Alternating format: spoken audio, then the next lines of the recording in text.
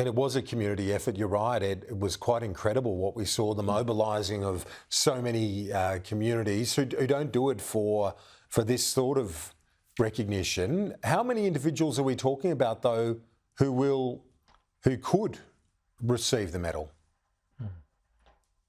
Well, we're talking about thousands of people across northern New South Wales and southeast Queensland. We don't know the full number. That's why we rely on state governments, local governments. 21 separate local government areas are caught by this recommendation, but it will be in the thousands. If we look, we've had the National Emergency Medal in place since 2011, and in part it was created to recognise those who helped in the 2011 floods, again here in Queensland. But since it's been created, we've had 78,000 outstanding Australians recognised through this process. So I'm expecting a very large number of nominations, which is right. And we want to make sure we recognise everyone who contributed in those 2022 floods.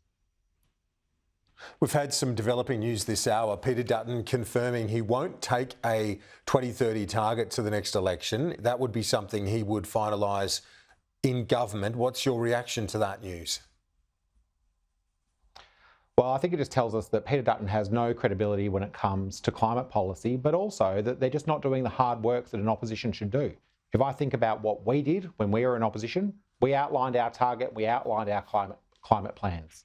Mr Dutton's not doing that work. I saw a report in a newspaper today where he said, or his team were telling us they'd done costings for some 100 policies through the Parliamentary Budget Office, but not a single one of those policies has been released. And now they're telling us we'll have to wait.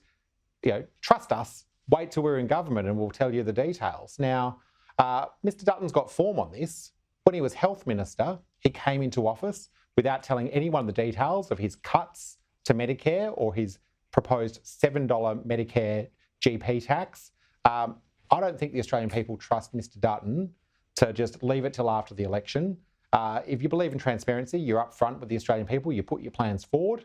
And if Mr Dutton does have 100 costed policies, maybe he could start by releasing just one.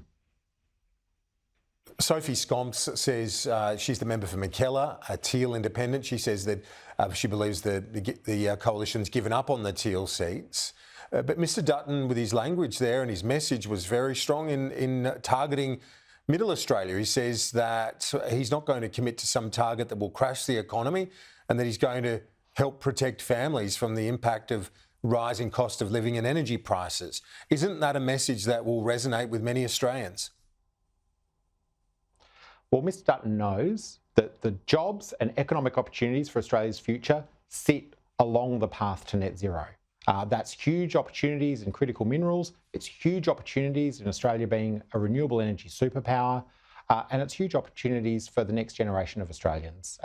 That's what we see. And if Mr Dutton thinks that his plans are so good that there are maybe some seats he can no longer outline his plans or that he doesn't want to stand candidates in, well, that's a really interesting way of showing that you're confident in your plans.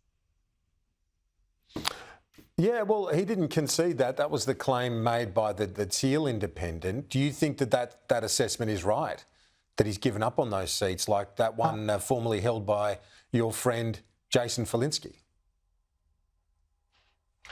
Look, I probably expect that the Teals and the Teal Party will spend millions and millions of dollars in each of those seats, just as they did at the last election. So while they might hope that there's less competition, I think we'll see as they start to ramp up their large amounts of spending that they've done, that we'll probably see they do acknowledge they're still in a contest. And my view is that you never take any seat for granted. And I think most sensible parliamentarians always work hard in their electorates, work hard showing that they're actually taking their local values and turning them into national results. And that's what I do every day, that I'm the federal member for Perth. But I do think that it's interesting. Like, you don't see Mr Dutton out there as much sort of campaigning in some of those seats that him and his team lost at the last election. I haven't seen him doing that much in Western Australia in a bunch of seats that they lost in 2022. So I don't really know. Nor would they share with me, but I don't know what their plan is. But I think putting it all on winding back Labor to has a plan stumbled worse on than Scott this. Morrison's Just on quickly, climate. Almost out of time, but Labor's stumbled on climate change before. Do you think the electorate's moved beyond that and wants this settlement, a peace deal of sorts to continue as opposed to another climate war? Yeah, well, look, I don't think Australians want the product that Mr Dutton's selling. They don't want to go back to the climate wars. That saw the coalition, when in government, have 22 energy policies. They didn't land a single one, and Australia fell behind the rest of the world when it comes to the transition to net zero. Australians know that this is where the jobs and opportunities of the future lie. That's what we put forward in our budget just a few weeks ago, and that's the plan we'll take to the next election as well. Patrick Gorman, Assistant Minister to the PM, thanks, appreciate it. Thanks, Kieran.